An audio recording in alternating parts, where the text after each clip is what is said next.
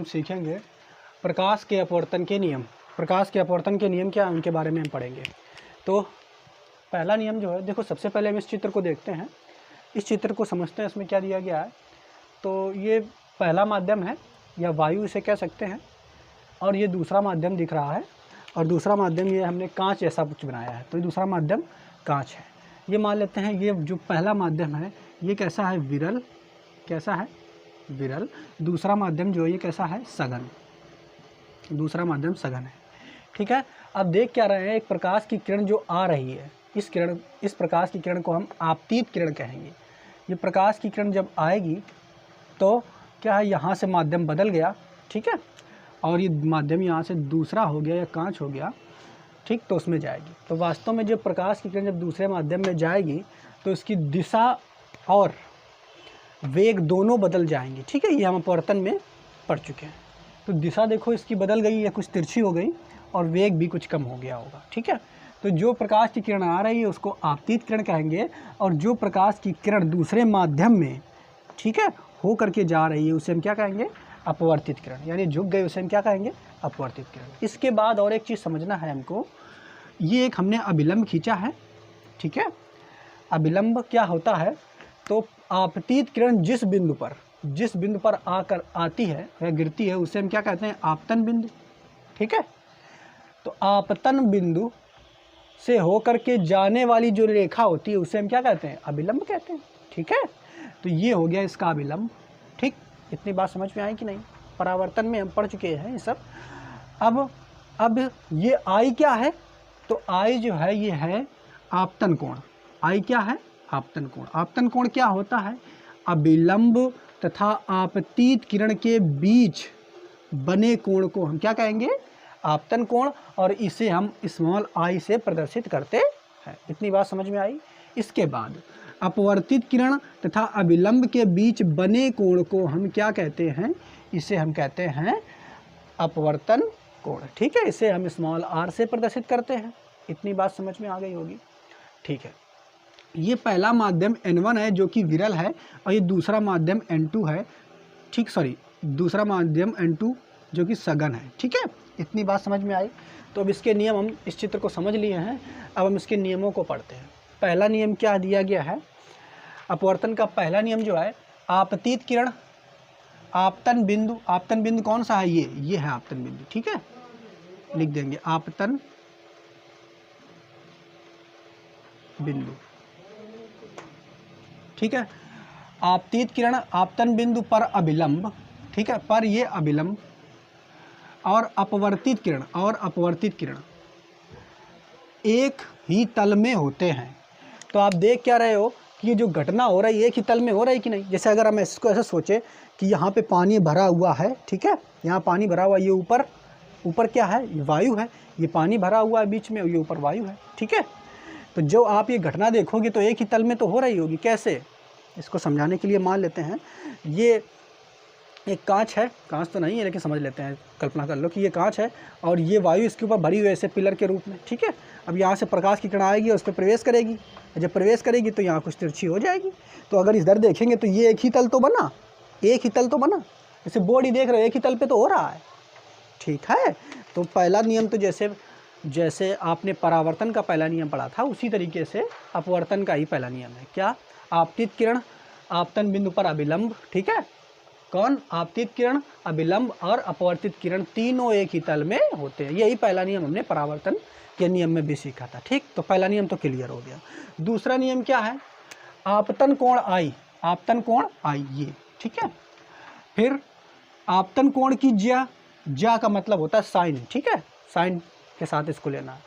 और अपवर्तन कोण की ज्या, ठीक है, आपतन कोण की ज्या अपवर्तन कोण की ज्या का अनुपात जो होता है वो फिक्स रहता है। मतलब ये हुआ कि आपतन कोण साइन आई, या आपतन कोण यहाँ पे आई का मान कुछ होगा 30 डिग्री जो भी हो अपना, तो 30 या जो भी आए, ठीक है। अब मान लेते हैं, और साइन, और जो अपवर्तन कोण है उसका मान लेते हैं ये थोड़ा और कम होगा, तो साइन 15 हो जाएगा। तो इसको जब मान निकालोगे तो कुछ मान यहाँ पे, इसको जब सॉल्व करोगे तो कुछ मान निकल के आएगा कि नहीं। मान लेते हैं इसको सॉल्व करने में जो मान निकल के आया वो 2 निकल के आया। अब हम क्या करें, इस आपतित किरण को और तिरछा कर दें, यानी जो ये आई का मान है इसको, आई के मान को और बढ़ा दें, तो इसको 30 की जगह हम कर दें 60। कितना कर दें? 60। तो ये हो जाएगा साइन 60, हो जाएगा साइन 60। और तो जब ये साइन 60 हो जाएगा, ये वाला कोण 60 अंश हो जाएगा आई का, तो ये वाला जो कोण होगा ये कितना हो जाएगा? 30 हो जाएगा, यानी नीचे मान आएगा साइन 30। फिर इसको जब सॉल्व करेंगे तो अनुपात कितना आएगा? 2 ही आएगा। बात समझ पा रहे हो? यानी इसको ऐसे मान लेते हैं जनरली समझने के लिए कि अगर हम इस मान को बढ़ा रहे हैं, इस कोण को अगर हम बढ़ा रहे हैं, जितना बढ़ाएंगे जिस हिसाब से, उसी अनुपात में आर का मान भी बढ़ेगा। ठीक है, तो इतना बात हमें समझ में आई कि आपतित कोण की जा आई साइन आई और अपवर्तित कोण की जा साइन आर का अनुपात, अनुपात का मतलब रेशियो, भाग दे रहा है एक दूसरे, वो हमेशा फिक्स होता है, नियत ही आता है। इतनी बात समझ में आई, वही दिया गया है यहाँ पे। तो आपतित कोण की जा और अपवर्तित कोण की जा हमेशा नियत होती है। ये जो दूसरा नियम है, इस दूसरे नियम को ही हम स्नेल का नियम भी कहते हैं। इसी बात को, जो ये दूसरा नियम हमने बताया क्या कि स्नेल का नियम क्या होता है, आपतित कोण की जा अपवर्तित कोण की जा का अनुपात नियत होता है, इसे ही हम स्नेल का नियम भी कहते हैं। इसके बाद क्या होता है, साइन आई बटे साइन आर बराबर नियतांक, बराबर नियतांक। अब यहाँ पे एक चीज़ समझना, ये जो नियतांक होता है वो किसके बराबर होता है? तो नियतांक जो होता है ये बराबर होता है आपका, एक नियतांक आया है, इसका नाम हमने रख दिया 1 और 2। इसको हम कहते हैं अपवर्तनांक। क्या कहते हैं? अपवर्तनांक। इतनी बात समझ में आई होगी। पहली बात तो ये कि साइन आई और बटे साइन आर का अनुपात जो होता है वो एक नियतांक के बराबर होता है, और वो नियतांक जो होता है उसी को हम क्या कहते हैं? अपवर्तनांक। क्या कहते हैं? अपवर्तनांक। और अपवर्तनांक को स्मॉल एम से हम प्रदर्शित करते हैं, स्मॉल एम से प्रदर्शित करते हैं। लेकिन यहाँ पे आप देखोगे 1 और 2 लिखा है, 1 और 2। इसका मतलब क्या हुआ? इसका मतलब ये हुआ, जैसे ये आप अपवर्तनांक देख रहे हो n1 हमने केवल लिख दिया है, पहले माध्यम का अपवर्तनांक n1, दूसरे माध्यम का अपवर्तनांक हमने लिख दिया है n2।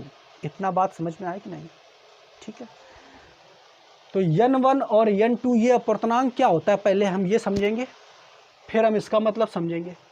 तो अपवर्तनांक क्या होता है, इसको अगर समझा जाए तो अपवर्तनांक होता क्या है, जैसे ये एक माध्यम है, ये पहला माध्यम है, और ये पहला माध्यम जो है इसको मान लेते हैं निर्वात।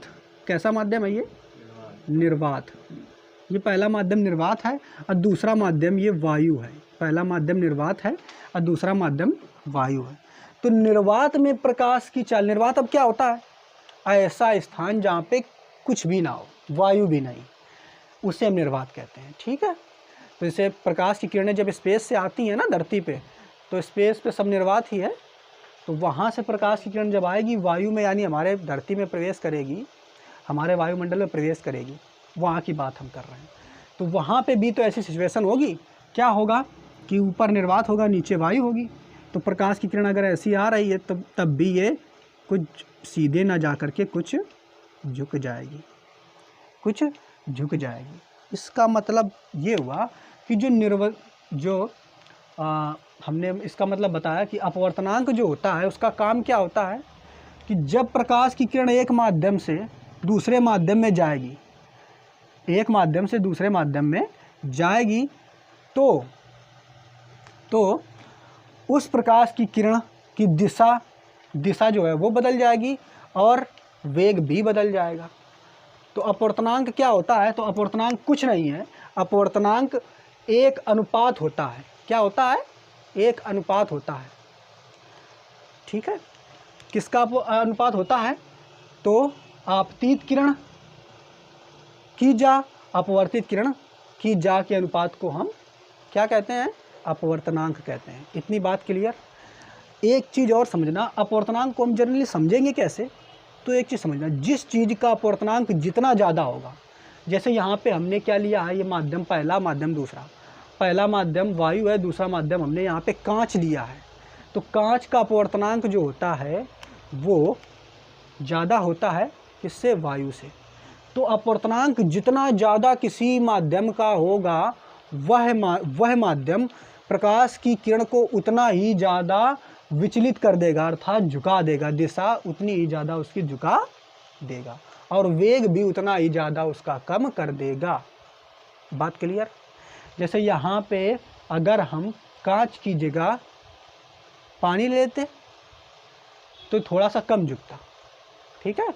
तो बस अपवर्तनांक का मतलब क्या होता है, अपवर्तनांक जो होता है, जिस भी वस्तु का अपवर्तनांक जितना ज़्यादा होगा वह वस्तु उसमें जो प्रकाश की किरण आ रही है उसके वेग को उतना ही ज़्यादा कम कर देगा और उसको उतना ही ज़्यादा झुका देगा अभिलंब की ओर। ठीक है, इतनी बात क्लियर। चलो यहाँ तक तो समझ में आया। तो अपवर्तनांक तो हम समझ गए। अब एक चीज़ और समझने के बाकी है, वो ये कि यहाँ पे हमने अपवर्तनांक को केवल n1 से लिखा है और यहाँ पे अपवर्तनांक को n2 से लिखा है और यहाँ पे अपवर्तनांक को 1n2 से लिखा है। इसका मतलब क्या है, तो इसको मिटाते हैं और इसका मतलब भी हम समझ लेते हैं। इसका मतलब क्या हुआ, तो अगर कभी आपको n1 ऐसे अपवर्तनांक लिखा मिल जाए, n2 ऐसे अपवर्तनांक लिखा मिल जाए, ठीक, तो ये जो अपवर्तनांक है इसे कहते हैं निरपेक्ष अपवर्तनांक। क्या कहते हैं, निरपेक्ष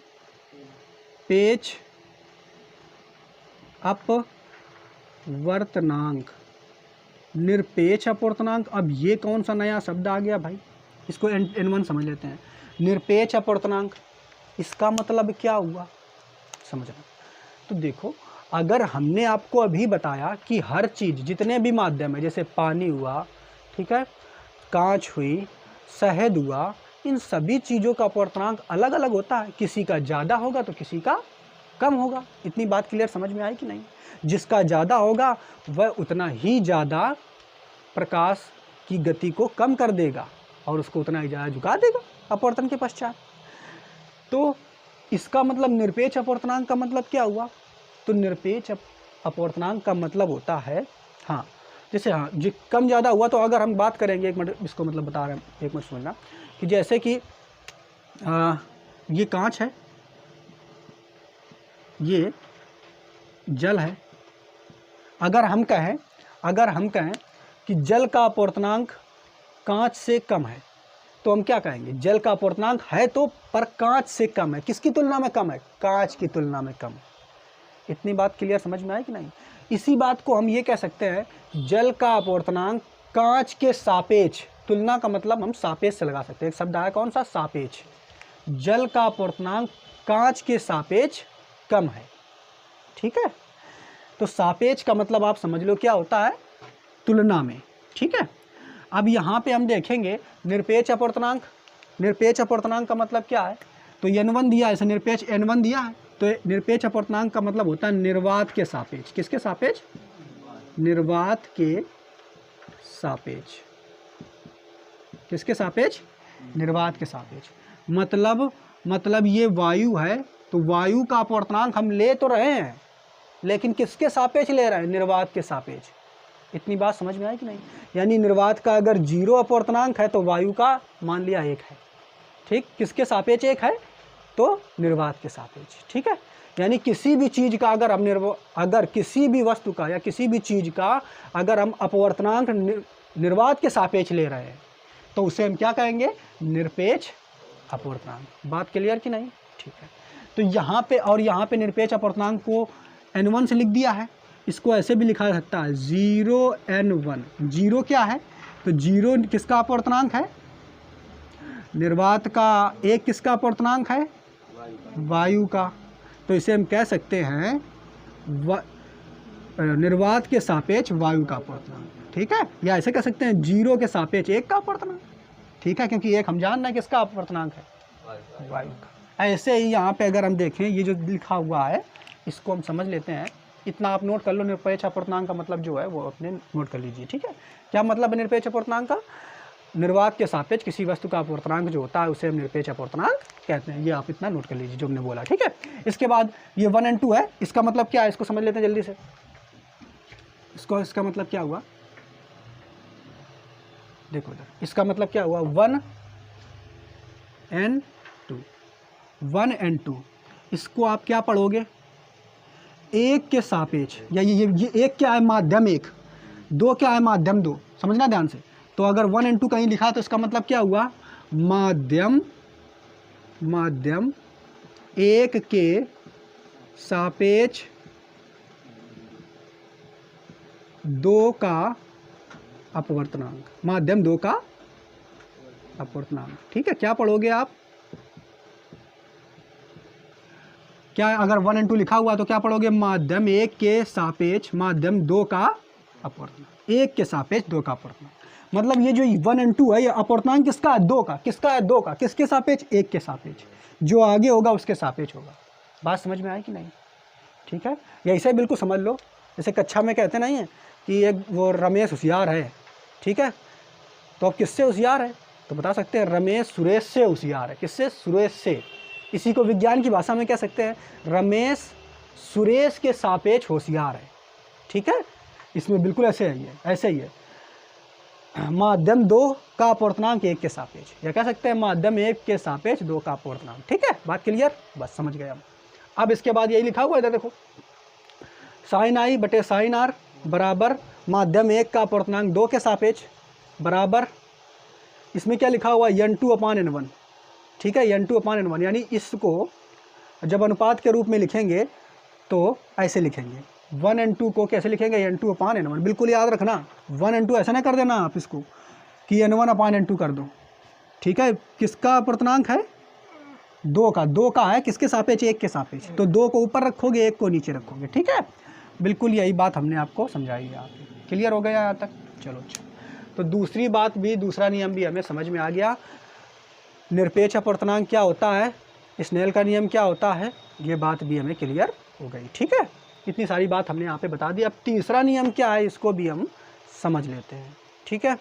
तो तीसरा नियम क्या है इसको देख लेते हैं, लिखा हुआ है अपवर्तित किरण की आवृत्ति, अपवर्तित किरण की आवृत्ति वही रहती है जो आपतित किरण की होती है, परंतु उसका वेग बदल जाता है, साथ ही तरंग दैर्ध्य भी। तो इस बात को समझने के लिए पहले आप इसका पूरा स्क्रीनशॉट लीजिए और मिटाते हैं, फिर आगे बताते हैं। अब तीसरा नियम समझने से पहले हम प्रकाश के अपवर्तनांक से जुड़ी हुई कुछ और बातें हैं उनको भी और जान लेते हैं, फिर तीसरा नियम समझते हैं। क्या बातें हैं, किसी माध्यम का अपवर्तनांक, किसी माध्यम का, कोई भी माध्यम का अपवर्तनांक जो हो, ठीक है, वो निम्न बातों पर निर्भर करता है, ठीक है। कौन कौन सी बातों पर निर्भर करता है, अर्थात अपवर्तनांक का मान जो है वो निम्न चीज़ों पर निर्भर करता है। यानी निर्भर का मतलब इन चीज़ों में अगर कुछ बदलाव होगा तो उस माध्यम का अपवर्तनांक में भी बदलाव होगा। बात समझ में आ रहा है कि नहीं, इन चीज़ों में अगर बदलाव होगा तो उस माध्यम के अपवर्तनांक में भी कमी या ज़्यादा वृद्धि होगी, ठीक है। बात समझ में आई कि नहीं। तो जैसा पहला क्या कि अपवर्तनांक किन बातों पर निर्भर करता है, तो माध्यम की प्रकृति, ठीक है, माध्यम की प्रकृति मतलब माध्यम किस प्रकार का है, ठोस है, द्रव है, गैस है, ठीक है। तो किस प्रकार का माध्यम है उसकी प्रकृति पर भी अपवर्तनांक निर्भर करता है, ठीक है। बात समझ में आई कि नहीं। इसके बाद दूसरा क्या है, प्रकाश का तरंग दैर्ध्य। तो किसी माध्यम का अपवर्तनांक जो है तो प्रकाश की तरंग दैर्ध्य पे भी निर्भर करता है, किस तरंग दैर्ध्य का प्रकाश उस माध्यम पे आकर के पड़ रहा है, ठीक है, तो उस पे भी उसका जो अपवर्तनांक है माध्यम का वो निर्भर करता है। उसके अलावा ताप पर भी निर्भर करता है।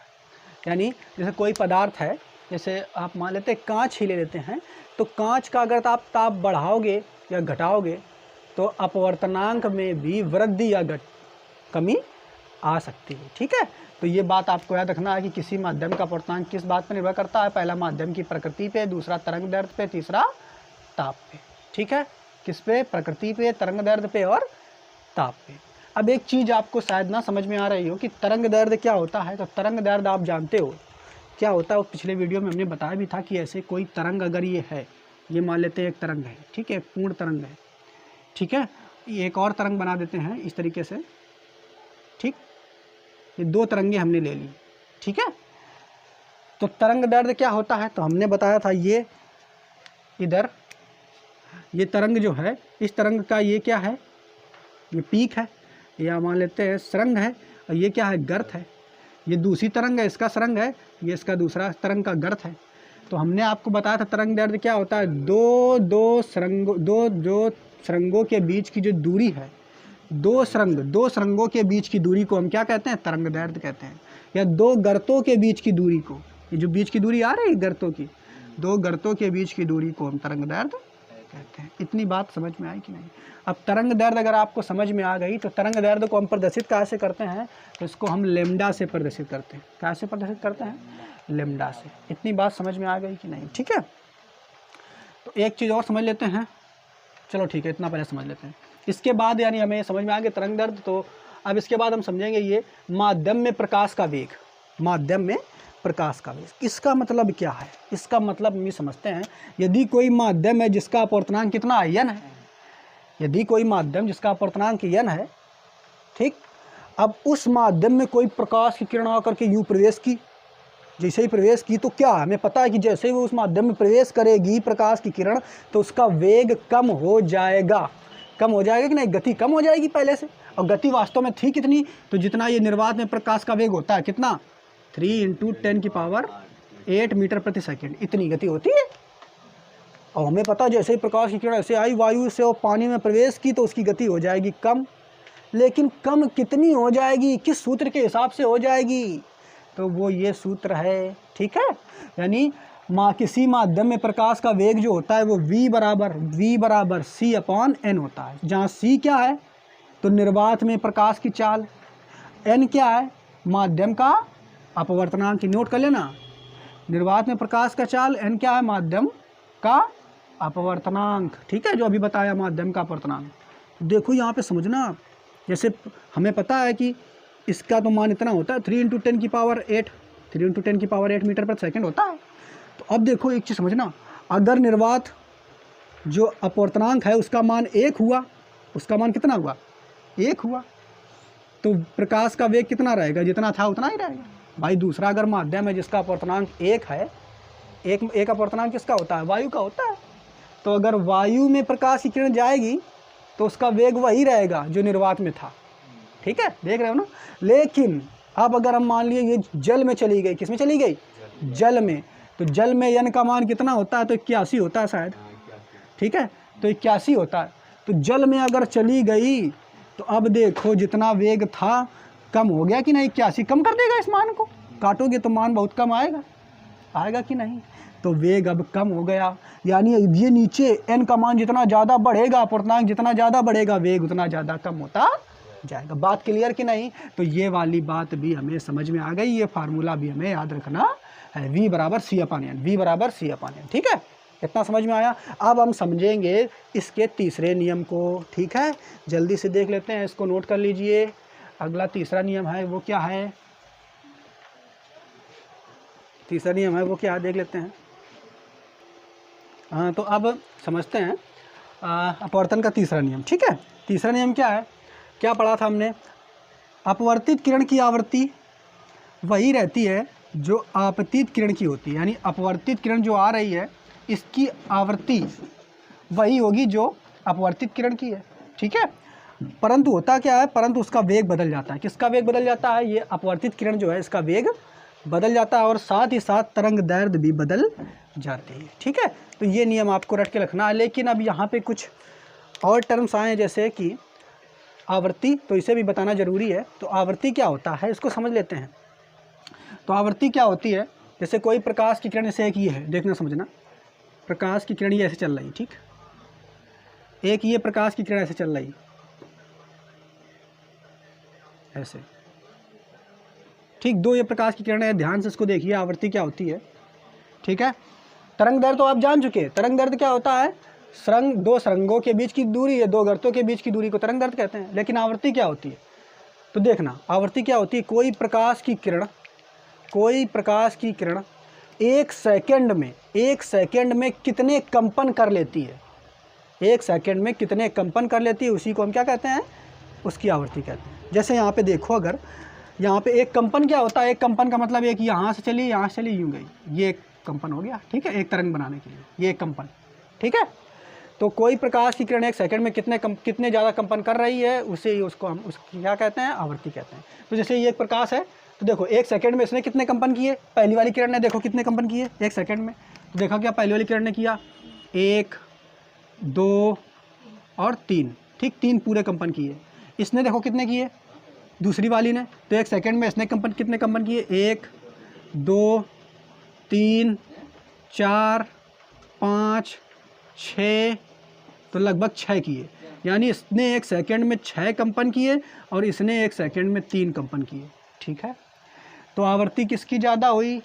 दूसरे वाली किरण की आवृत्ति ज़्यादा हुई। यानी एक सेकंड में ये ज़्यादा कंपन कर ली और एक सेकंड में ये कम कर ली। बात समझ में आई कि नहीं? ठीक है।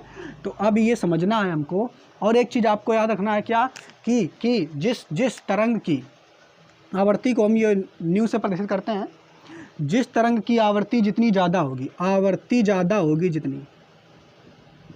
जितनी ज़्यादा होगी उसकी तरंग दैर्ध्य उतनी कम होगी। क्या होगी? कम होगी, ठीक है। अरे भाई देख लो इधर, इसकी आवृत्ति देखो ज़्यादा है कि नहीं? इसकी आवृत्ति ज़्यादा है, एक सेकंड में 6 कंपन कर रही है, एक सेकंड में कितने कर रही? 3 ही कर पा रही। तो इसकी आवृत्ति कैसी है? ज़्यादा। इसकी आवृत्ति कैसी है? कम। लेकिन तरंग दैर्ध्य की अगर बात करें, तो इसकी तरंग दैर्ध्य केवल इतनी बड़ी है। और इसकी तरंग दैर्ध्य देख लो, इसकी तरंग दैर्ध्य इतनी बड़ी है, ठीक है। ये बिल्कुल उसी तरीके से होता है जैसे कोई छोटा बच्चा होता है, तब वो नन्हे पैरों से चलता है अपने, और छोटे छोटे पैर डग रख के चलता चाहता है, एक सेकंड में 5-6 कदम बढ़ा लेता है। जबकि एक बूढ़ा व्यक्ति है तो वो कैसा करेगा? तो वो चलेगा तो पैर तो लंबा लंबा रखेगा, ठीक है, लेकिन कदम एक सेकंड में बहुत ज़्यादा 2 ही बढ़ा पाया, ठीक है। तो बूढ़े व्यक्ति की आवृत्ति कम होती है और बच्चे की आवृत्ति ज़्यादा होती है। इतनी बात समझ में आ गई? आवृत्ति का मतलब हम समझ गए, ठीक है।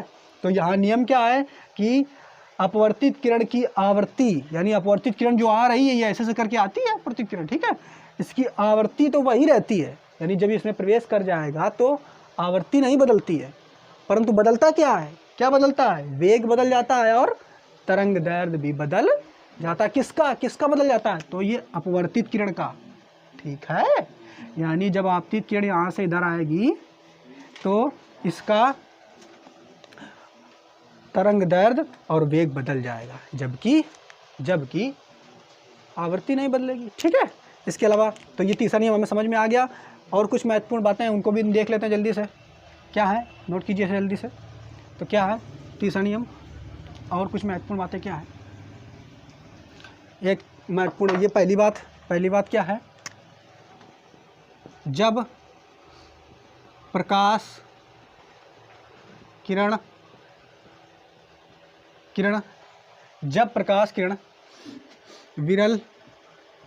विरल माध्यम से सघन माध्यम में जाती है तो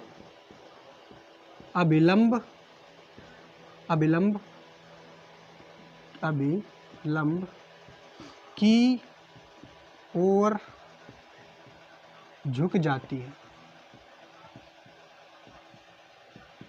ठीक है। तो यहाँ पे देख रहे हो, विरल माध्यम सघन माध्यम में जा रही तो अभिलंब की ओर झुक जाती है। और सघन माध्यम से विरल में अगर जाए, दूसरा देख लो, इसी में ये पूरा लिख लेना। सघन से विरल में अगर जाएगी, सरल से सघन माध्यम से विरल माध्यम में जाएगी तो अभिलंब से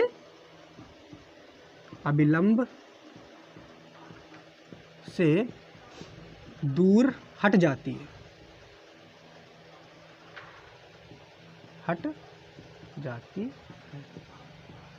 यानी इसको समझ लेते हैं क्या?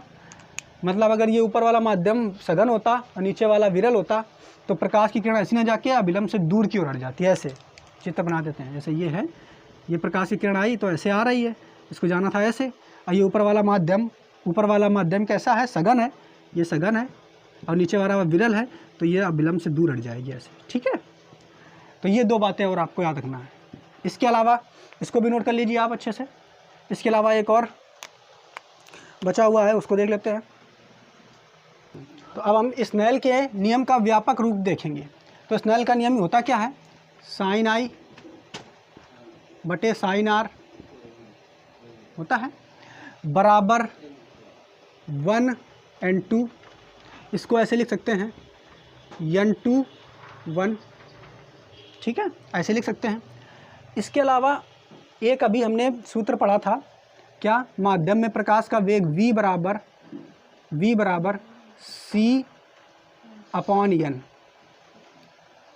तो यहाँ पे v बराबर c/n पढ़ा है, तो मान लिया कि ये पहला माध्यम के लिए है तो इसके लिए अपवर्तनांक n1 हो जाएगा। तो पहले माध्यम के लिए अपवर्तनांक n1 हो जाएगा तो वेग भी v1 हो जाएगा। तो यहाँ से n1 का अगर मान निकालेंगे तो क्या निकल के आएगा, n1 बराबर निकल के आएगा, n1 बराबर निकल के आएगा बराबर c/v1 निकल के आएगा। इसी प्रकार अगर v2 बराबर निकालें तो c बराबर n2 आ जाएगा, और n2 का मान अगर निकालेंगे तो यहाँ से क्या निकल के आएगा, c/v2। इतना बात समझ में आई? यानी n1 की जगह हम लिख सकते हैं c/v1, n2 की जगह लिख सकते हैं c/v2। तो जो ये स्नेल का नियम है, ये n1 और n2 की जगह हम मान रख दें, यहाँ से उठा करके रख दें, तो रखेंगे मान, तो n1 की जगह क्या आ जाएगा, c/v1 बटे, और n1 की जगह आ जाएगा c/v1 आ जाएगा, c से c कट जाएगा तो ये आ जाएगा v1/v2 आ जाएगा कि नहीं? तो यहाँ से हमें एक बात और समझ में आई, इसको पूरा मिटा देते हैं। क्या, कि स्नेल के नियम में साइन आई, ठीक है, और साइन आर जो होता है वो बराबर होता है किसके बराबर, v1/v2 के बराबर। यानी v1 क्या है, तो पहले माध्यम में वेग और दूसरे माध्यम में वेग, ये होता है। तो जिस हिसाब से अभी हमने तीसरा नियम पढ़ा था कि जब कोई आपतित किरण पहले माध्यम से दूसरे माध्यम में जाती है तो उसका वेग बदल जाता है, और वेग के साथ उसका तरंग दैर्ध्य भी बदल जाता है। तो जिस अनुपात में वेग बदलेगा उसी अनुपात में तरंग दैर्ध्य भी बदलेगा। तो एक सूत्र तो हमें ये मिल गया, और एक सूत्र हमें ये भी मिल जाएगा λ1 बटे λ2, जहाँ λ1 क्या है, तो पहले माध्यम में जो प्रकाश कर रही है तो उसका तरंग दैर्ध्य, और ये दूसरे प्रकाश माध्यम में जो प्रवेश कर रही है उसका तरंग दैर्ध्य। ठीक है, इन सूत्रों को, तो एक ये संयुक्त रूप से एक सूत्र बन गया हमारा कि स्नेल के नियम का व्यापक रूप यही है। और यहाँ से यानी साइन आई बटे साइन आर बराबर v1/v2 बराबर λ1/λ2। तो यहाँ से कुछ निष्कर्ष और निकल सकते हैं, क्या वो निकल सकते हैं, एक सूत्र ये निकल सकता है, साइन आई बटे साइन आर बराबर v1/v2। एक सूत्र ये निकल सकता है, साइन आई बटे साइन आर बराबर λ1/λ2। और एक सूत्र ये निकल सकता है, एक सूत्र इधर लिख देते हैं, यहाँ लिख देते हैं, साइन आई, सॉरी ऐसे लिख सकते हैं, ये जब दोनों आपस में बराबर तो v1/v2 ऐसा निकल सकता है, v1/v2 बराबर λ1/λ2। तो ये तीन सूत्र और बन गए। ठीक है, एक सूत्र ये, एक सूत्र ये, और एक सूत्र, ठीक, और ये वाला। तो इनका स्क्रीनशॉट लीजिए और नोट कीजिए।